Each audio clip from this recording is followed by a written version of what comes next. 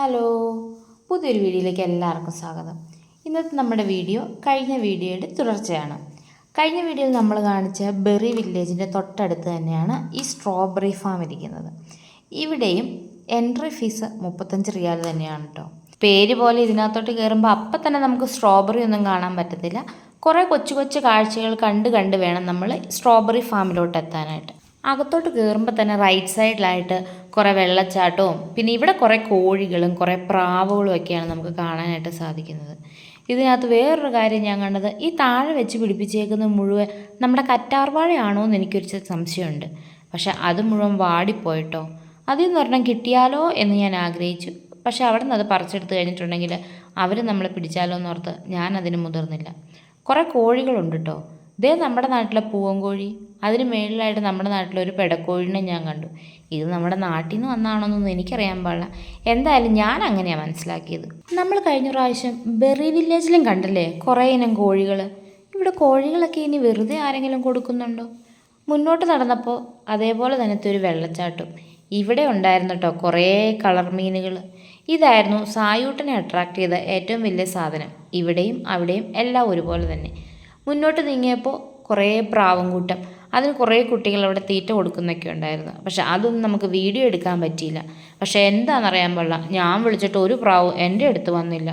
അങ്ങനെ പ്രാവുകളെയൊക്കെ കണ്ടതിന് ശേഷം അവിടെ കൂടുതൽ സമയം ചിലവഴിക്കാൻ എനിക്കൊട്ടും താല്പര്യം തോന്നിയില്ല. അവരെൻ്റെ അടുത്ത് അടുക്കാത്തതുകൊണ്ടായിരിക്കാം. അതിനപ്പുറത്ത് 1-2 ഡ്രമ്മിൽ പൂക്കൾ നിറച്ച് വെച്ചിരിക്കുന്നു. അതും എന്തിനാണെന്ന് ആർക്കറിയാം. ഇതൊന്നും കണ്ടിട്ട് ഒന്നും മനസ്സിലാവാതെ മുന്നോട്ട് നീങ്ങിയപ്പോഴാണ് അവിടെ കുറേ ഫോട്ടോ എടുക്കാനുള്ള സ്ഥലം ഞങ്ങൾ കണ്ടത്. അവിടെ ചെന്ന് നിന്ന് 1-2 ഫോട്ടോ എടുത്തു. അതിനകത്ത് അമ്മയുടെ ഫോട്ടോ മാത്രമേ നല്ല രീതിയിൽ കിട്ടിയുള്ളൂ. അതുകൊണ്ട് അത് മാത്രമേ നമുക്ക് വീഡിയോയിലും കാണിക്കാൻ പറ്റത്തുള്ളൂ. പിന്നെ അങ്ങോട്ട് ഫോട്ടോ എടുക്കാനുള്ള കുറേ സ്ഥലങ്ങളുണ്ടായിരുന്നു. പക്ഷേ ഫോട്ടോ ഒന്നും നല്ല രീതിയിൽ കിട്ടാത്തതുകൊണ്ട് ഞങ്ങൾ അതിനോട്ട് മുതിർന്നുമില്ല. പിന്നെ മുന്നോട്ട് നടന്നപ്പോൾ കുറേ ഇരിക്കാനുള്ള സ്ഥലം അവർ സെറ്റ് ചെയ്തേക്കുന്നത് കാണുന്നുണ്ട്. ഇതെല്ലാം സ്ട്രോബെറിയുടെ കളർ കോഡിലും സ്ട്രോബെറിയുടെ രീതിയിലും തന്നെയായിരുന്നു. തൊട്ടടുത്ത് കണ്ട സ്ട്രോബെറി സ്റ്റോറിലൊന്ന് കയറണമെന്ന് വാശി പിടിച്ച് ഞാൻ അതിനകത്തോട്ട് ചാടിക്കയറി. വില കണ്ടപ്പോൾ കയറാനുണ്ടായിരുന്ന ഉത്സാഹമൊന്നും എനിക്ക് അതിനകത്തുണ്ടായിരുന്നില്ല. കയറിയതല്ലേ, നാണം കണ്ടേ എന്ന് വിചാരിച്ച് അവിടെ മൊത്തം ഒന്ന് കറങ്ങി കണ്ടേക്കാമെന്ന് ഞങ്ങൾ വിചാരിച്ചു. ഓരോ സാധനങ്ങൾ എടുത്തു നോക്കുമ്പോഴും കടക്കാരൻ വിചാരിക്കും ഞാൻ ഇതെല്ലാം ഇപ്പം തന്നെ വാങ്ങുമെന്ന്. അതെല്ലാം തിരിച്ചു വയ്ക്കുമ്പോൾ അയാളുടെ മുഖത്തുണ്ടായ നിരാശ അത് ഞാൻ ശ്രദ്ധിച്ചു. ഈ തൊപ്പി ഒരെണ്ണം മേടിച്ചാലോ എന്നോർത്ത് ആദ്യം എടുത്ത് തലയെ വെച്ചു. അതിൻ്റെയും വില കണ്ടപ്പോൾ അതുപോലെ എടുത്ത് തിരിച്ചു വെച്ചു. ഈ ബലൂൺ സെക്ഷൻ എടുത്തപ്പോൾ സായുവിൻ്റെ മുഖം ഞാൻ തിരിച്ചു പിടിച്ചു. കാരണം അവനെങ്ങാനും ഇനി ബലൂൺ വേണമെന്ന് പറഞ്ഞാലോ. പുറത്തിറങ്ങിയപ്പോൾ ആണ്ട് നിൽക്കുന്ന ഒരു ചേട്ടൻ ഷെയ്ക്ക് ഹാൻഡ് തരാൻ. സായൂട്ടിന് ആദ്യം ഒന്ന് പേടിയാണെങ്കിലും പിന്നെ അതിനോട് ചെറിയൊരു താല്പര്യം കാണിച്ചു. ഈ പുള്ളി ഞാൻ ഒരേപോലെ ഇരിക്കുന്നുണ്ടോ? ദൈവമേ, ഇയാളുടെ അത്രയും വണ്ണമായി എന്ന് തോന്നണം ഞാൻ. എന്തായാലും ഇനി കുറച്ചേ പറ്റത്തുള്ളൂ. കൂടുതൽ തുള്ളിക്കളച്ച വീഡിയോയിൽ അതൊരു ബോറാവുന്ന ഓർത്തോട്ട് എന്നേക്കാൾ മുമ്പ് സായൂട്ടം മുന്നോട്ട് നീങ്ങി. പിന്നെ അങ്ങോട്ട് കുറേ പഴയ സാധനങ്ങൾ ഇവിടെ അടുക്കി വെച്ചിട്ടുണ്ട്. ഇതൊന്നും ആരും ശ്രദ്ധിക്കുന്നില്ല. പിന്നെ എന്തിനാണാവോ ഇവരിതിവിടെ വച്ചേക്കുന്നതെന്ന് എനിക്ക് മനസ്സിലായില്ല. ഇടവും വലമായിട്ട് കുറേ കുഞ്ഞു കടകളുണ്ടായിരുന്നു. അവിടെ കുറേ സാധനങ്ങൾ മേടിക്കാൻ കിട്ടും. Strawberry shake, strawberry ice cream, juice, അങ്ങനെ പലതരം സാധനങ്ങൾ. തണുപ്പായിരുന്നത് കൊണ്ടെന്ന് പറഞ്ഞ് ഞങ്ങളൊന്നും വാങ്ങിച്ചില്ല. തണുപ്പായതുകൊണ്ട് തന്നെ തൊട്ടടുത്ത് കണ്ട സ്ട്രോബെറി കഫേയിലിട്ട് ഞങ്ങൾ ഓടിക്കയറി.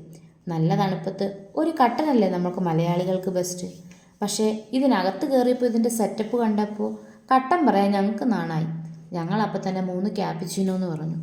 അത് വരാനായിട്ട് അവിടെ വെയിറ്റ് ചെയ്തിരുന്ന സമയത്ത് അവിടെ ഒരുക്കിയിരിക്കുന്ന മനോഹരമായ കാഴ്ചകളിലൂടെ ഞങ്ങളൊന്ന് കണ്ണോടിച്ചു. മനോഹരമായി അലങ്കരിച്ച ഭിത്തികളിലൂടെ കണ്ണോടിക്കുമ്പോൾ ഈ സൈഡിൽ കുറേ ക്ലോക്കുകൾ വെച്ചേക്കുന്നത് ഞങ്ങൾ ശ്രദ്ധിച്ചു. എല്ലാ ക്ലോക്കുകളും പല ഡിസൈനിലുള്ളതായിരുന്നു. ഈ സൈഡിലാണെങ്കിൽ കുറേ പൂക്കളും ഉണ്ടായിരുന്നു. സായൂട്ടിന് അതിലൂടെ എല്ലാം ഓടി നടന്നു. അതിനകത്ത് നല്ല ചൂടായിരുന്നതുകൊണ്ട് തന്നെ അവൻ കുറച്ചുകൂടെ ഇവിടെ കംഫർട്ടാണെന്ന് ഞങ്ങൾക്ക് തോന്നി. ഇതിൻ്റെ ജനലിലൂടെ പുറത്തേക്ക് കണ്ണോടിച്ചപ്പോൾ നമ്മുടെ സായൂട്ടിനെ പോലെ കുറേ കുട്ടികൾ അവിടെയും കളിക്കുന്നുണ്ടായിരുന്നു. അങ്ങനെ കാത്തിരിപ്പിനൊടുവിൽ നമ്മുടെ ക്യാപ്പിച്ചിനോ വന്നു.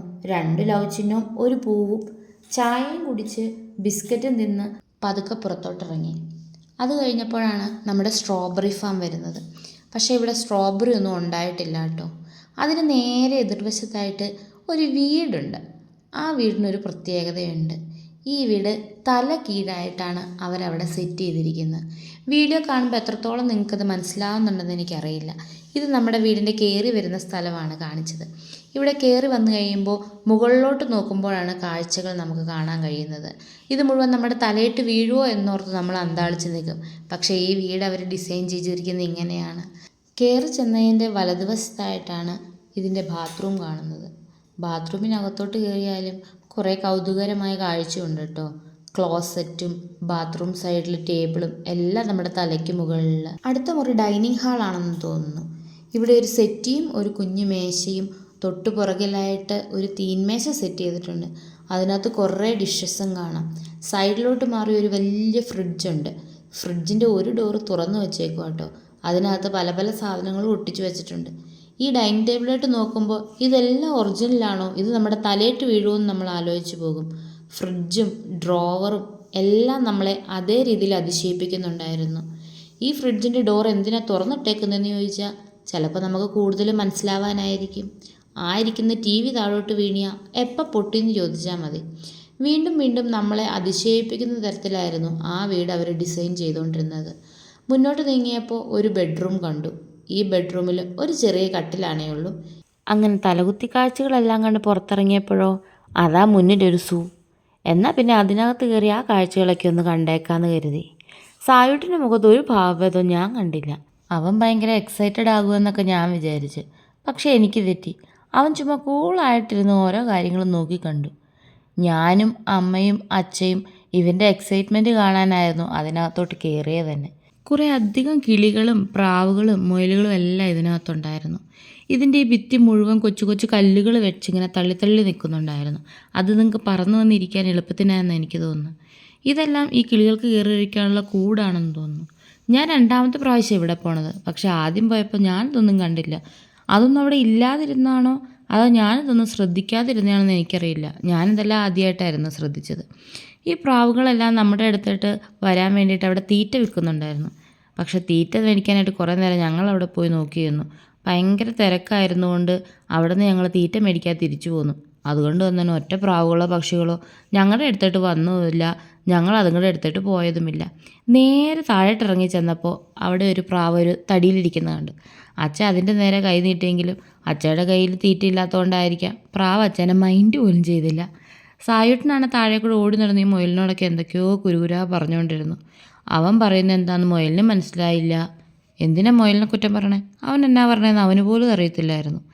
അങ്ങനെ കുറച്ച് നേരം അവൻ അതിലേ കിടന്ന് കളിച്ചതിന് ശേഷം ഞങ്ങൾ വീണ്ടും കുറച്ചുകൂടെ അകത്തേട്ട് ഒരു സ്ഥലമുണ്ട്. ഇതെന്താ ഈ ഇരുട്ടുമുറി എന്ന് പറയാൻ അമ്മ ആദ്യം ഓടി അങ്ങോട്ട് കയറി. അമ്മയുടെ പുറകെ ഞങ്ങളും കയറി.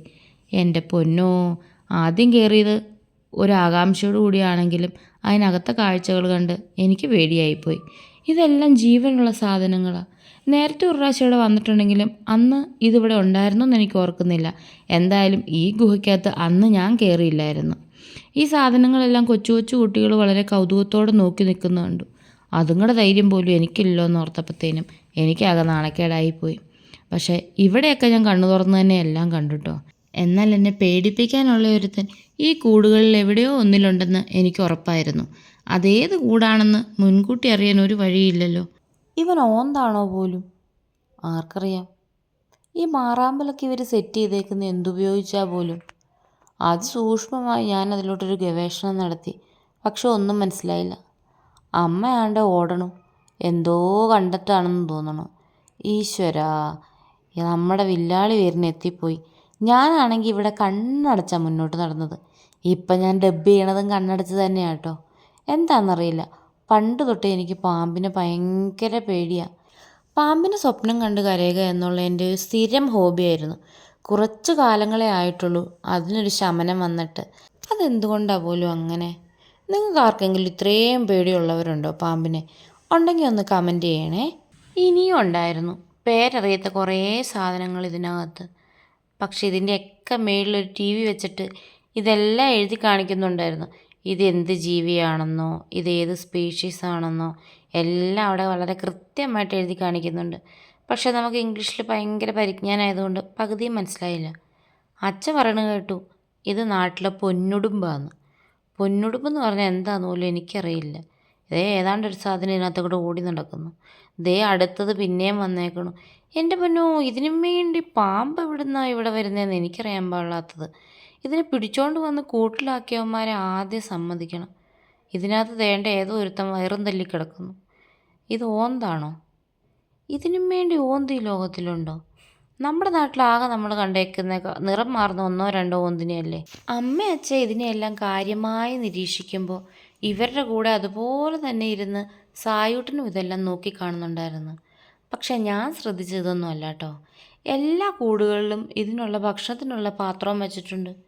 പക്ഷേ ഒറ്റ കൂടുകളിലും ഇത് തുറക്കാനുള്ള വഴിയോ ഒരു കുഞ്ഞു ഓട്ട പോലും ഞാൻ കണ്ടില്ല.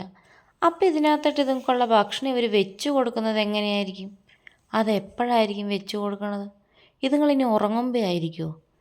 അങ്ങനെയൊക്കെയുള്ള ചിന്തകളായിരുന്നു എൻ്റെ മനസ്സിലൂടെ അന്നേരം ഓടിപ്പോയിക്കൊണ്ടിരുന്നത്. ദേ ഒരുത്തനെ ചട്ടിയിലിട്ട് വെച്ചേക്കുന്നു. എനിക്കിത് കണ്ടപ്പോഴത്തേനും ചട്ടിയിൽ മീൻ കറി വെക്കാനായിട്ട് മീനിട്ട് വെച്ചേക്കുന്ന പോലെ തോന്നിയത്. നിങ്ങൾക്ക് അങ്ങനെ തോന്നിയോ? പിന്നെ വേറൊരു കാര്യം, ഈ ഗുഹയ്ക്കകത്ത് ഒരു നോർമൽ ടെമ്പറേച്ചർ അവർ മെയിൻറ്റെയിൻ ചെയ്യുന്നുണ്ടായിരുന്നു. ടെമ്പറേച്ചർ റീഡിംഗ് ഒക്കെ അറിയാൻ പറ്റുന്ന ഒരു ചെറിയ മെഷീൻ അതിൻ്റെ ഭിത്തിയിൽ ഘടിപ്പിച്ചിട്ടുണ്ടായിരുന്നു. ചിലപ്പം ചൂട് കൂടുകയും തണുപ്പ് കൂടുകയൊക്കെ ചെയ്താൽ ഇതുങ്ങൾ ചത്തുപോകുമായിരിക്കും. അതുകൊണ്ടായിരിക്കും അല്ലേ? ഇതിനൊക്കെ ജീവനുണ്ടോ എന്നുള്ള കാര്യം തന്നെ ഞങ്ങൾക്ക് അത്ഭുതമായിരുന്നു. അച്ഛൻ അതുകൊണ്ട് തന്നെ എല്ലാം സൂം ചെയ്ത് നോക്കുന്നുണ്ടായിരുന്നു. അപ്പോൾ ഇതുങ്ങളുടെ വയറോ പല്ലോ കണ്ണോ ഒക്കെ പതുക്കെ അനങ്ങുന്നത് കണ്ട് അച്ഛൻ പറയുന്നുണ്ടായിരുന്നു, എടി ഇതിനൊക്കെ ജീവനുണ്ടെന്ന്. വീണ്ടും മുന്നോട്ട് ഓരോ കൗതുകമായ കാഴ്ചകൾ കണ്ടുകൊണ്ട് ഞങ്ങൾ പതുക്കെ നീങ്ങി. ദേണ്ട ഒരുത്തൻ ഭിത്തിയെ വലിച്ചു കയറുന്നു. ഇതിനകത്ത് ആകെ ആക്റ്റീവായി കണ്ടത് അതിനെയാണ്. അതിനൊന്നും ഭക്ഷണം നല്ല നേരത്ത് കിട്ടുന്നുണ്ടെന്നാണ്.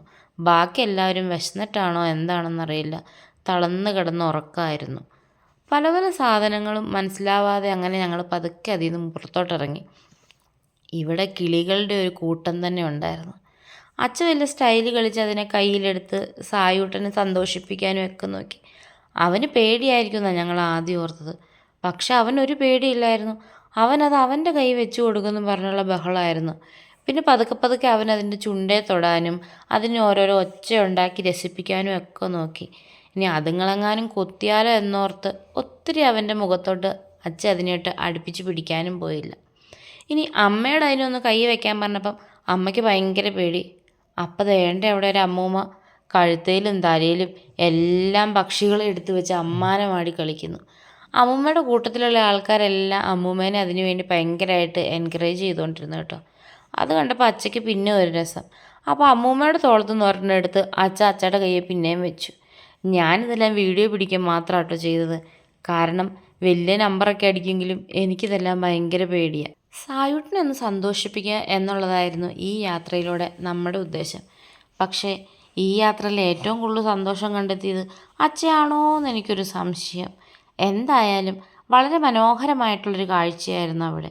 നിങ്ങളും ഇടയ്ക്ക് ഇവിടെ ഒന്ന് പോകണം കേട്ടോ. കുറേ പക്ഷികളും കുറേ മുയലുകളും കുറേ പ്രാവുകളും എല്ലാം ആയിട്ട് വളരെ രസമുള്ളൊരു ദിവസം നിങ്ങൾക്ക് ഉണ്ടാക്കിയെടുക്കാനായിട്ട് പറ്റും. അങ്ങനെ കാഴ്ചകളൊക്കെ കണ്ട് നിന്നപ്പോഴാണ് സമയം വളരെ വൈകിയെന്നുള്ള കാര്യം ഞങ്ങൾ മനസ്സിലാക്കിയത്.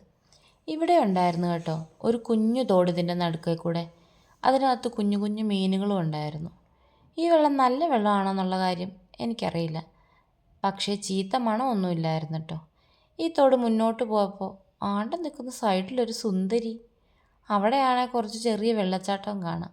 അവിടെ നിന്ന് അധിക സമയമൊന്നും കളയാൻ നമ്മൾ കൂട്ടാക്കിയില്ല. പതുക്കെ പരിപാടി നിർത്തി പുറത്തേക്ക് നീങ്ങിയാലോ എന്ന് ആലോചിച്ചു. അന്നേരമാണ് അവിടെ ഒരു കട കണ്ടത്. കട കണ്ടാൽ നമ്മൾ ഓടിക്കയറുമല്ലോ. പക്ഷേ പതിവ് പോലെ വീഡിയോ എടുക്കലാണ് നമ്മുടെ ഉദ്ദേശം ഈ കടയ്ക്കകത്തും. ഇതിനകത്ത് വലിയ കാര്യമായിട്ടൊന്നുമില്ല കേട്ടോ. കുറേ കുഞ്ഞു കുഞ്ഞു കുഞ്ഞു പാവകൾ മാത്രം. ആ പാവകളെല്ലാം എടുത്തു നോക്കിയിട്ട് അവിടെ തന്നെ തിരിച്ചു വയ്ക്കാൻ ഞാൻ പ്രത്യേകം ശ്രദ്ധിച്ചു. കാരണം വാങ്ങിക്കാൻ നമ്മൾക്ക് ഉദ്ദേശമില്ലല്ലോ. അങ്ങനെ പാവക്കൂട്ടങ്ങൾക്കിടയിൽ നിന്ന് പതുക്കെ പുറത്തോട്ടിറങ്ങി. അപ്പോൾ സന്ധ്യയായിരുന്നു. തണുപ്പ് കൂടുതലായതുകൊണ്ട് പുറത്തിറങ്ങി അധികം വീഡിയോ എടുക്കാനായിട്ട് നമ്മൾ നിന്നില്ല. അപ്പോൾ നിങ്ങളും ഈ കാഴ്ചകളൊക്കെ ഒന്ന് പോയി കാണണേ. ഇനി അടുത്തൊരു വീഡിയോ ആയി കാണുന്നവരെ എല്ലാവർക്കും ടാറ്റാ ബൈ ബൈ.